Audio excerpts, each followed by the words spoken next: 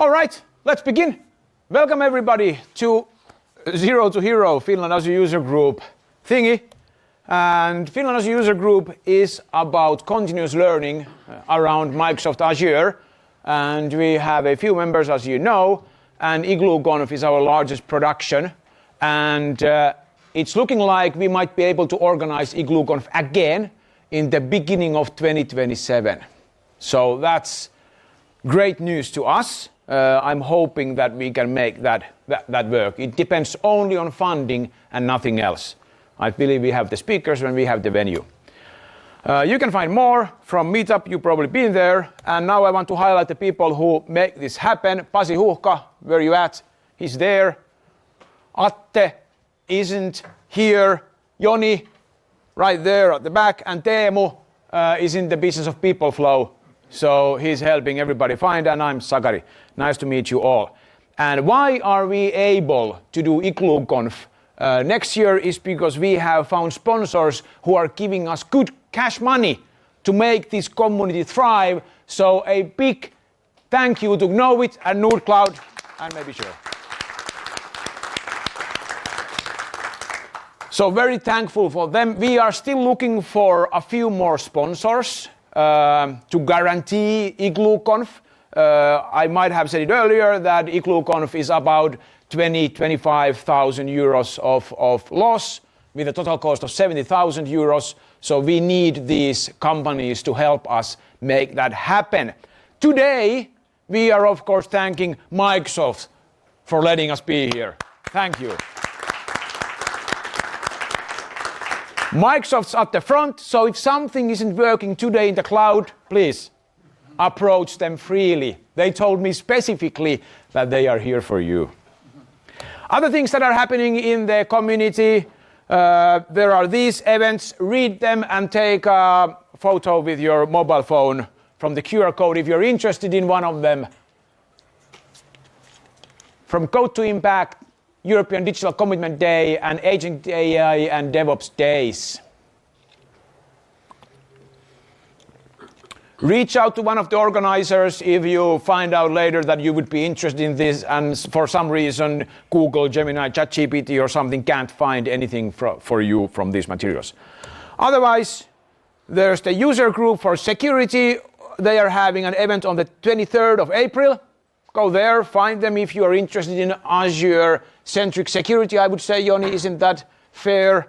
It's an online event. Online event, and then there is Women for Cyber spot going on Wednesday, March 25th. And today on agenda, my opinion on state of Azure, kind of. Then we have Vesa on data, right there. Then we have Joni on apps, strongly. And then we have break and snacks. Woohoo! And then Jukka and Jussi, who probably isn't here. And then at the end, questions and answers from our presenters. This was it. 3 minutes. Let's get cracking. The first talk starts now. I named this State of Azure, but it's a bit skewed. I want to give you the state of Azure from my lens, not from what you write to ChatGPT. I wrote to Cloud, what's the state of Azure, and started giving me stuff I didn't know about. So what you are getting from is my view to state of Azure. What is impacting Azure? What is impacting Microsoft? And what is the future?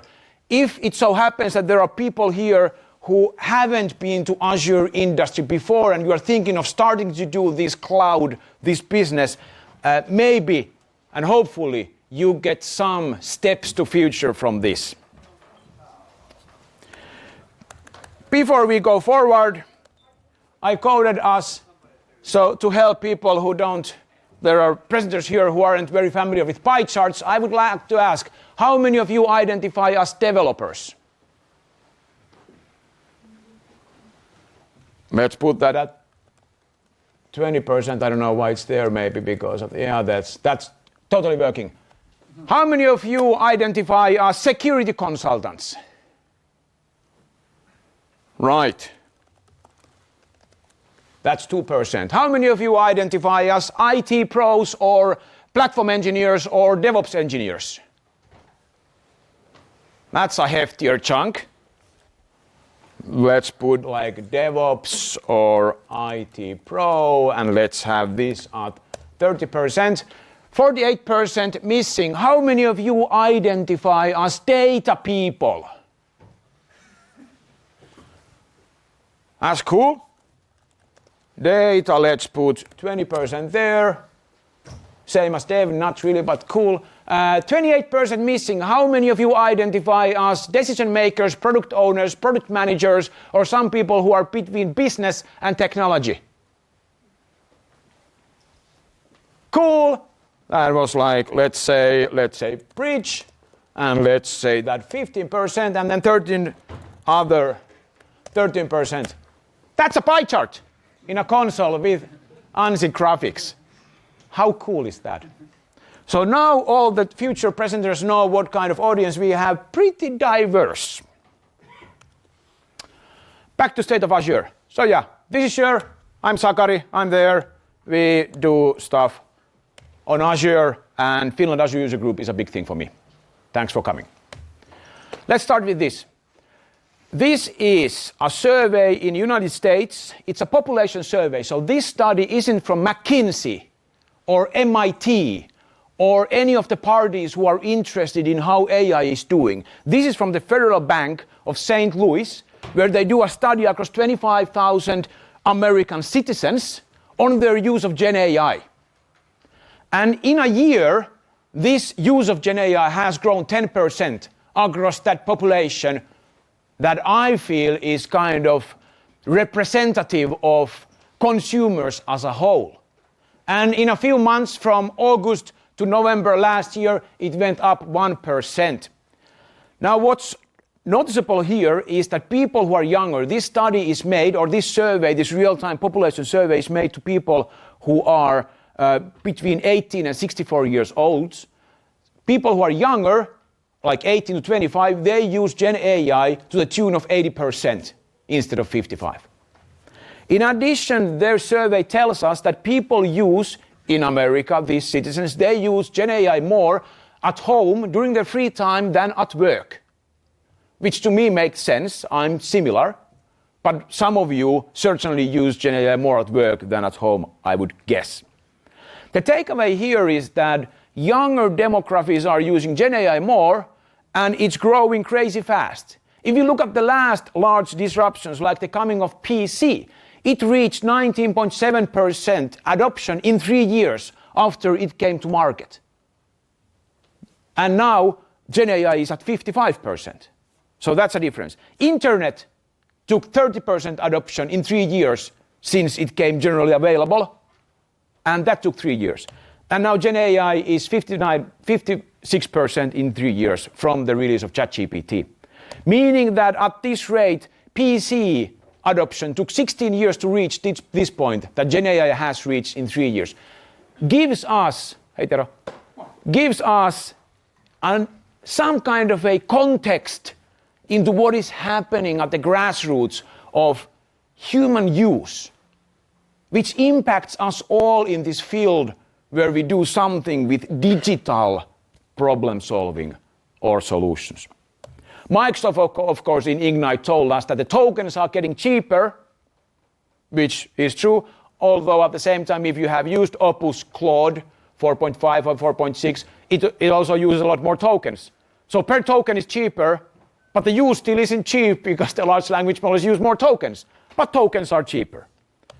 And of course, in November, Satya said that Microsoft isn't lacking in the GPU units as such, they are lacking in energy. They don't have energy to plug in all the units in their data centers that would do the token computation.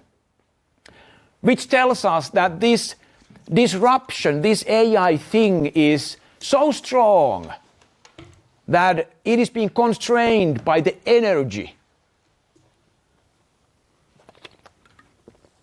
If you look at the side effects, I don't know how many of you have been looking at Moltbook, where agents talk with agents. Here's an agent saying, I spent $1,100 in tokens yesterday and we still don't know why.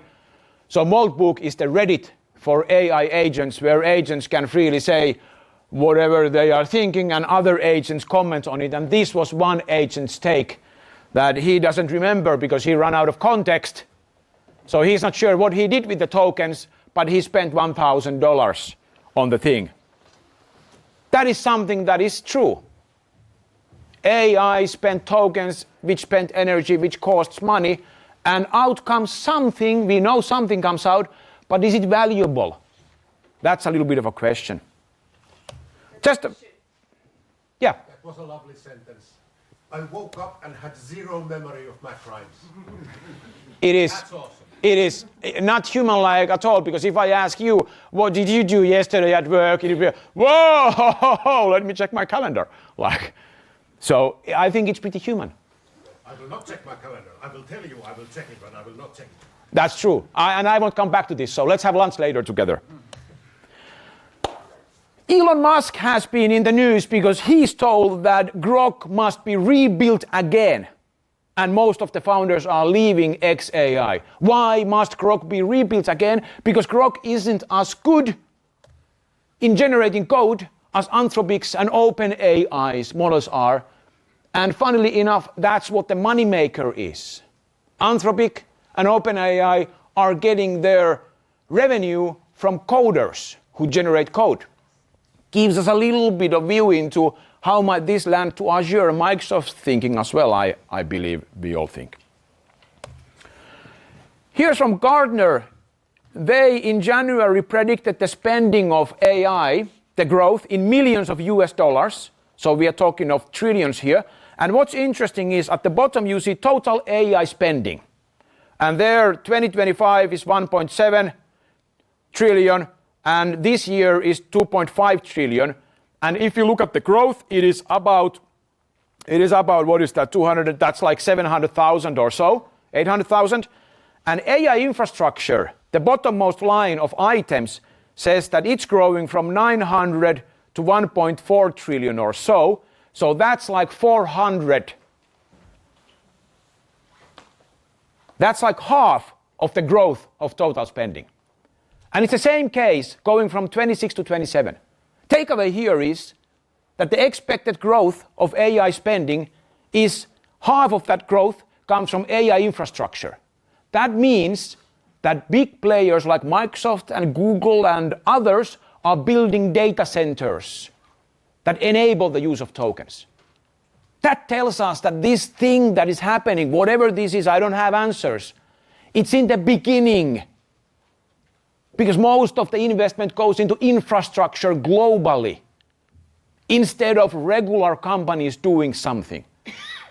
And that tells us all in this room that you have time. If you aren't in the what is this AI thing yet, you are not late, even though there's a lot of hype. NVIDIA came out with a survey done between August and September last year. It just came out, this blog post, like 9th of March, so that's a few days ago, where they asked the impact of AI on annual revenue. And the greenmost part is more impact than 10% of revenue. And for us in this room, I don't think there's a lot of C-suite executive management people in this room necessarily. It's interesting to notice that 40% of executive managers think that annual revenue impact by AI is more than 10%, while IC, meaning experts, think that they only 20% think. So half of experts think that AI is actually impacting revenue compared to the highest leadership of the company. What does this tell us? To me, it tells that the highest leadership of the company believes a little bit more strongly on AI than maybe the expert level in companies. This was NVIDIA's survey. At the same time, if the executive management is believing that there's a clear impact on the revenue of a company from AI initiatives and projects, economists say that AI isn't visible on revenue anywhere. So company leaders say that there is impact, but economists say that it's not visible anywhere in the national numbers of the markets. And then there's these kind of articles coming out because of these economists saying, where Fortune says that, hey, many CEOs actually say that AI isn't impacting revenue.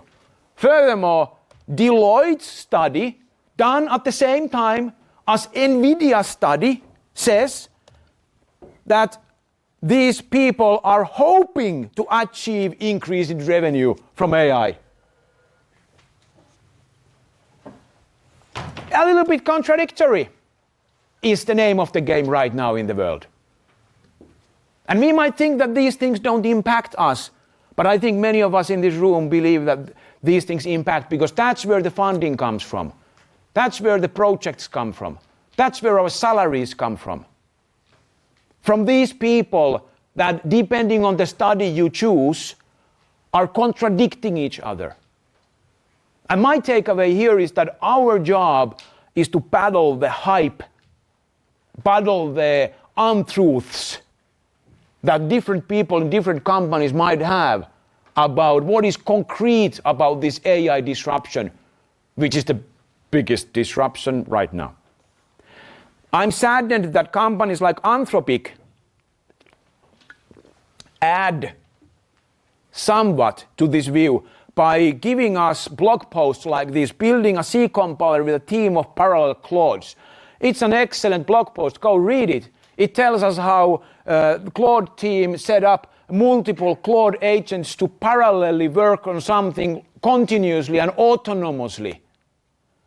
But this title makes you believe that they succeeded, doesn't it? They didn't. The agents couldn't build the C compiler.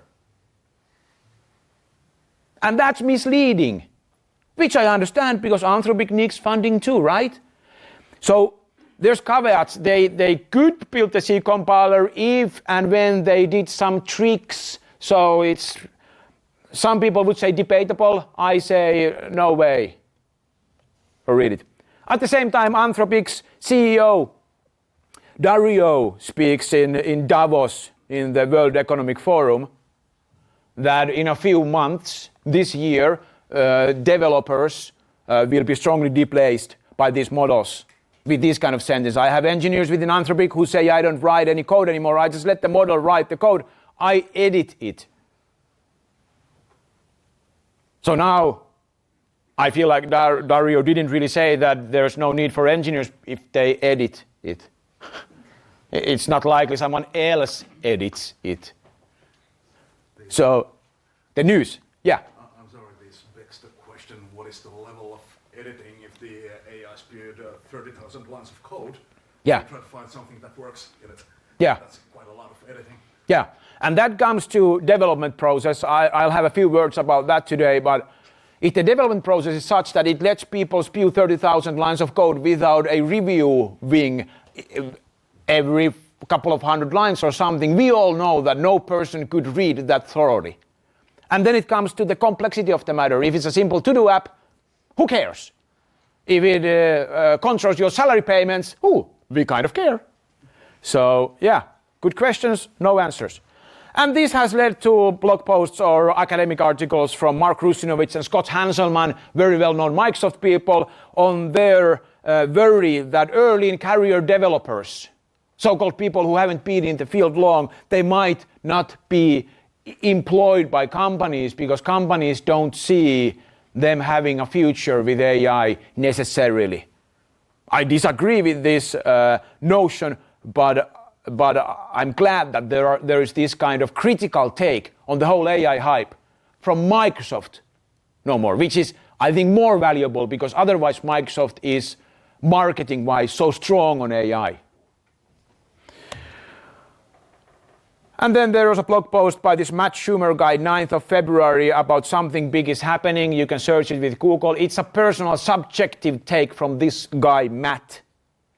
But he posits that if you tried out AI like last summer, you don't really know how good it is. And personally, I agree with him. Like in December, I spent 3,000 premium requests in GitHub Copilot doing Claude Opus and came away more convinced than I did during my September's testing. So that's probably my first takeaway to you all. If you are looking at developing, and some of you are according to the survey I did in the beginning, if you haven't tried out the new language models, so Claude Opus and Codex, newest ones, try them out. They are different than what we had last summer. And this isn't alarming if we choose to take it as an opportunity of not making boring things. Also, Matt makes this sentence here.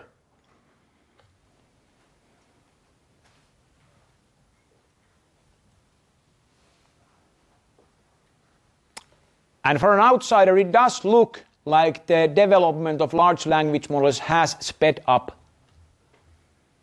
And here's one thing that they actually said in their blog post. I went and read it. OpenAI did release a statement where they said that the newest model is created partially by the older model.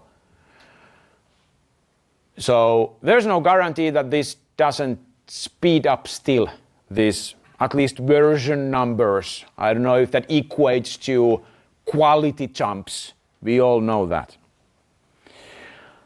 Soon coming to an end of this context view, one of the last ones is these Gartners.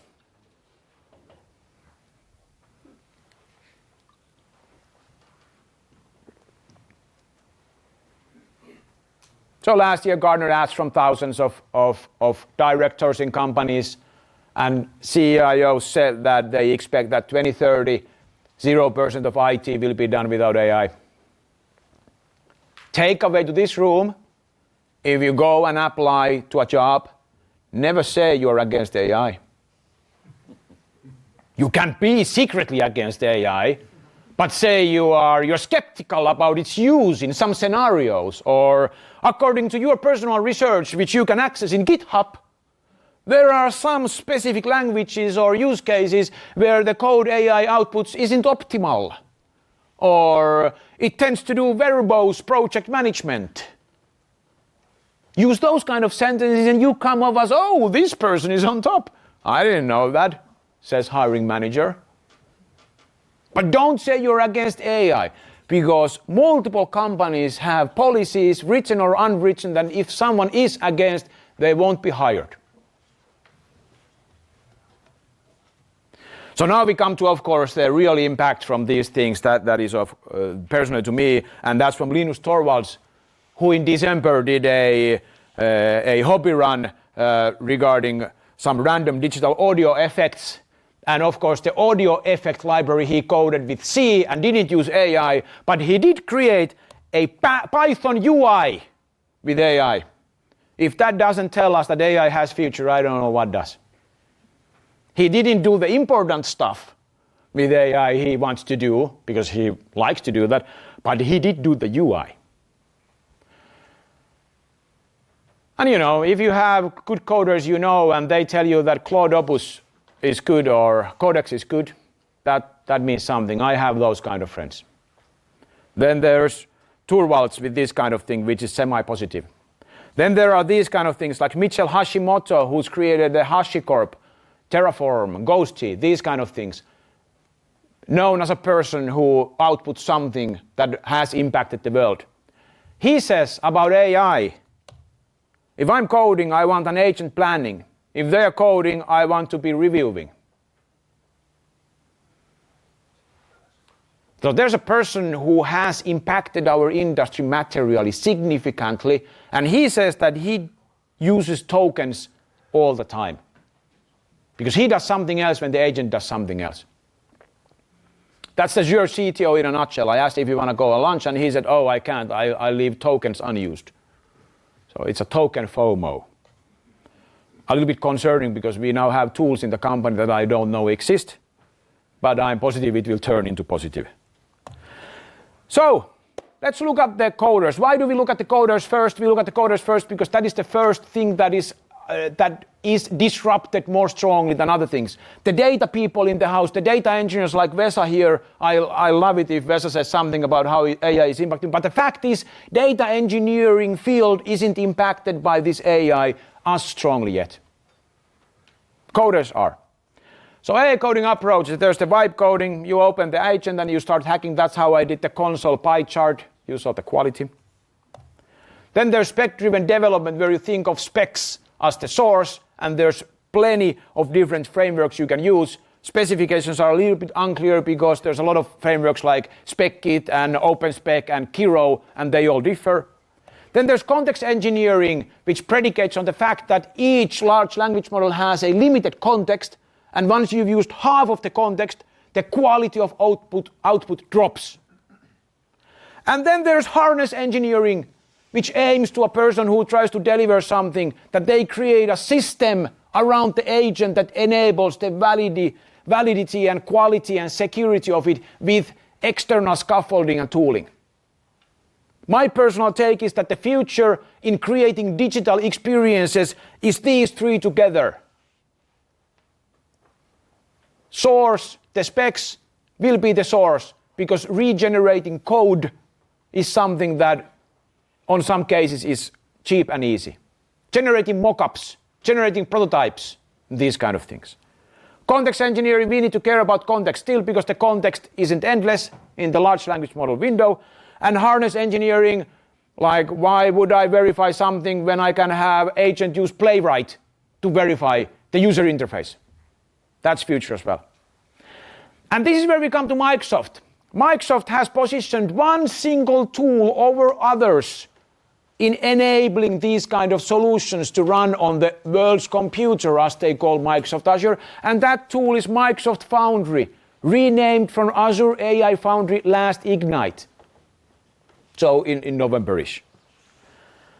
And Microsoft Foundry, as a single resource, will provide digital solutions, agents, so applications with their large language models, with benchmarks on the quality of large language models, if I should change the large language models, with low-code capability of providing agents, thus stepping on the toes of Copilot Studio.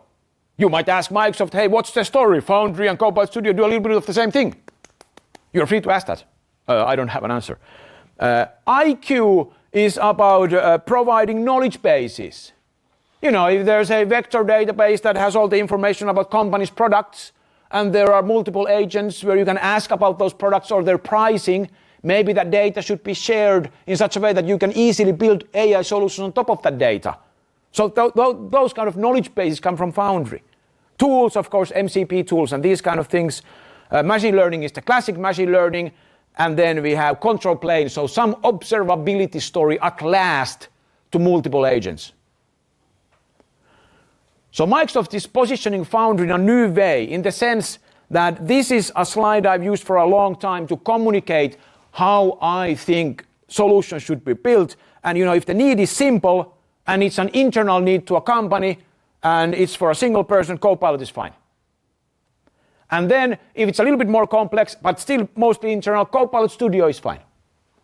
And then of course if you're using Salesforce or ServiceNow and there's a specific need related to that product and they come to you and say, hey, we have a service, buy it, maybe you buy off-the-shelf product that fits in your window in this scenario. And then if you really need something, then you need to build a solution that really differentiates your doing from other companies or people. And now Foundry is suddenly in the smack middle of these things. If the knowledge bases, if the large language models, if the observability come through this, it's part of the whole AI governance story that IT departments are struggling as we speak. Companies do pilots. Currently, they build AI solutions, but not many of them go to production because IT doesn't have an AI governance. So, to this room, I have plenty of time, 6 minutes. To this room, you want in Azure AI space, simplest advice I can give, learn Foundry. My talk was 80% of this AI thing because that's where you guarantee you will be employed. Is that the only thing that's hot in Azure or in the public cloud? No. No, of course not. If we look at the AzureCharge.com which has this Azure heat map that shows the updates to Microsoft services. This is an excellent service for you to take advantage of in the future in finding out what kind of things are of interest to Microsoft, because this is where they spend their money. Sirs, do you want to sit down? There's a few seats here if you want to. You don't have to sit down. Standing is fine too. But if you want to, yeah, welcome. So here we have, on the AI measurement, we have Azure AI Service and Microsoft Foundry. Those two services are getting the most updates, or have gotten the most updates during the last 6 months. So they have the largest teams, most focus, most funding, because they're pushing out updates more than others. Now this might be, a bit of a generalization, but I think this chart pretty much tells us Microsoft's funding regarding Azure. And if you work in Azure, this is a great tool. Then we have, on analytics, we have Fabric, Databricks, and Data Factory. And Fabric is big. Fabric is getting bigger.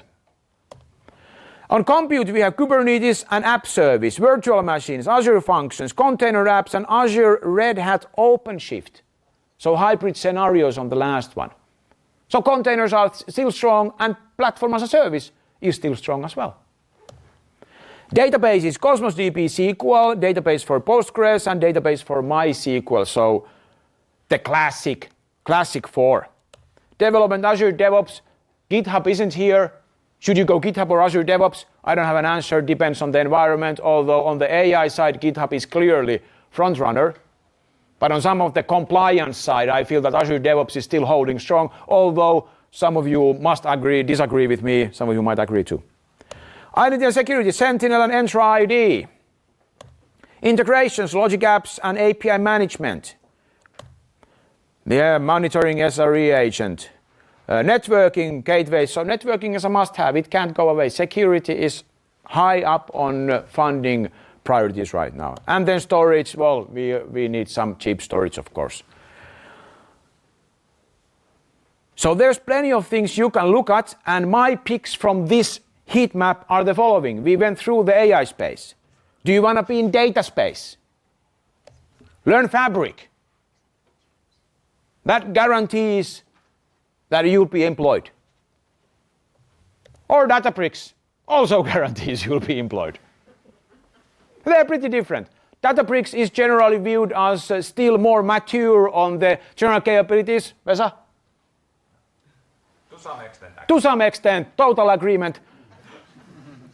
But Fabric is wider on the scope of its offering than Databricks. So it is enticing to some heads of data, right, Vesa? Correct. Correct. You want to be... You agreed. That's the main point. You want in Azure platform engineering space? Learn Foundry.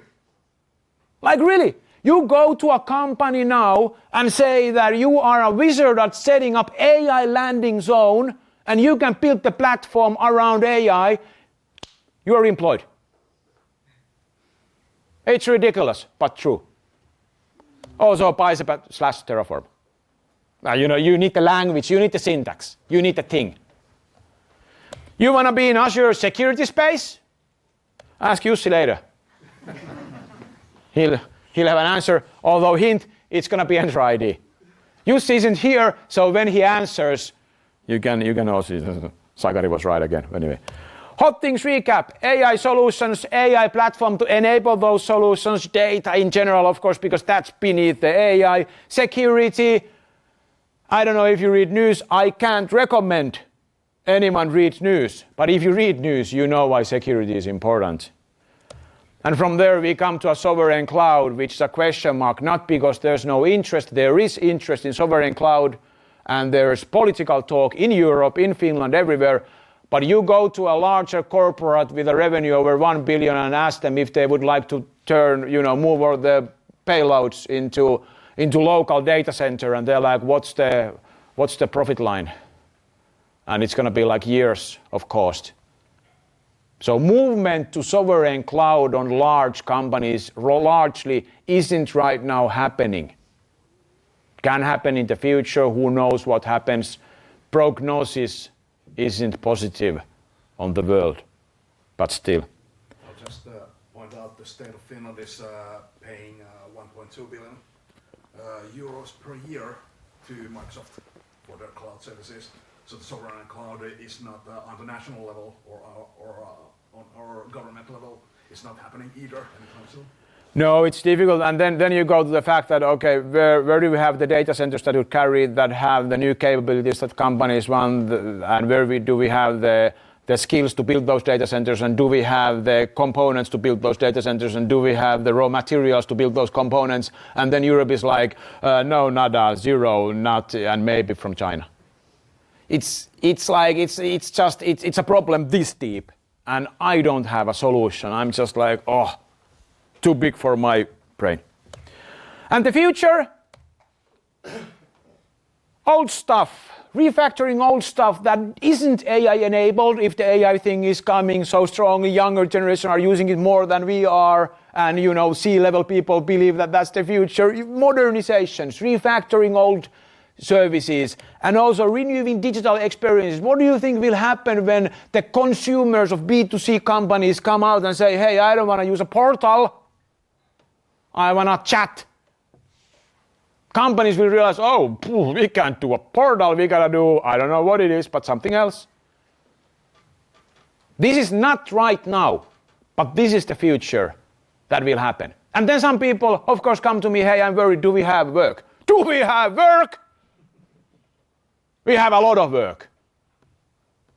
The digitalization is just accelerating. So takeaways. 1, don't tell employers you're against AI. Lie if you have to. If you are a dev, learn AI-assisted coding with new large language models, not with new old ones. If you are a DevOps or platform engineer, learn AI-assisted infrastructure as code, CI/CDs, Casto Cure language for monitoring, and Google What's a Developer platform. That's what big companies have. If you're a security specialist, learn Entra ID and ask Jussi about the rest. If you're a cloud architect, learn well-architected framework and cloud adoption framework, landing zones, hub and spoke networking and policies. And if you can skew all of that knowledge around AI solutions and impact, do that. If you are a cloud architect again, goddamn, that's a data engineer. If you are a data engineer, learn AI-assisted code-based Fabric Databricks. Code-based, not the WYSIWYG. If today Vesa shows you how he clickety-clicked a new workspace into Fabric, throw him with a tomato. That, of course that works, but that's not the future manageable data platform we want. It needs to be text. It needs to be in version control. It needs to be something that can be reviewed. This is my take. I might be wrong. I'm not in data space. And if you have questions, you aren't alone. We all have questions and none of the answers. 0.